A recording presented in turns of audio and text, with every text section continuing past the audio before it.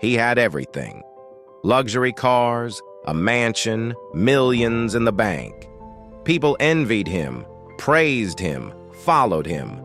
But when he turned 60, he sat alone in a silent room, staring at the door, waiting for someone who would never come.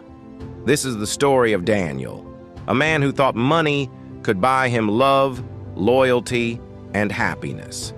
He was wrong. Daniel was a genius in business. By 30, he had built an empire. Tech companies, real estate, stock portfolios. He was on magazine covers, speaking at conferences, and closing million-dollar deals while flying first class across the globe.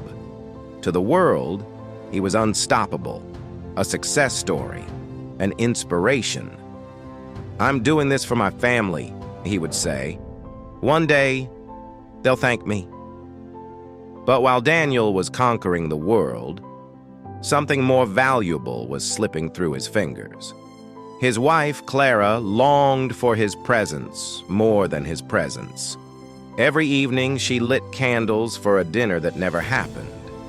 She waited in silence, her hands gently folded, her smile fading a little more each night. Their daughter, Emily, would sit by the window every weekend, holding a drawing she made for her dad. She'd watch the gate, eyes hopeful, until night fell and hope disappeared. Their son, Lucas, stopped calling altogether.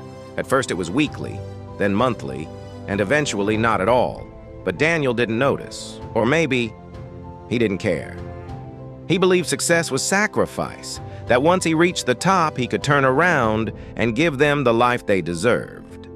A bigger house, better schools, luxury vacations.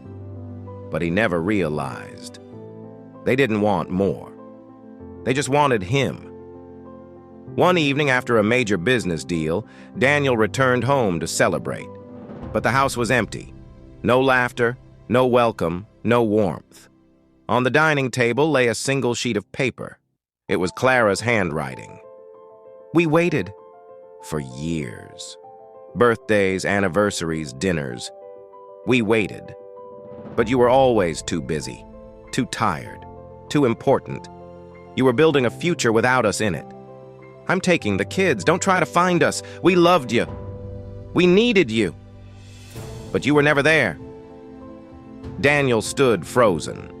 The house that once echoed with laughter now echoed with silence. He walked into Emily's room. Empty. Lucas's soccer shoes were gone. Clara's jewelry box, always sitting on the dresser, was no longer there. All that remained was space and silence. He collapsed into a chair, phone trembling in his hands, dialing Clara's number. Disconnected. He tried Emily's, then Lucas's. Nothing. In one night, his entire world disappeared. And yet, the world outside still applauded his success.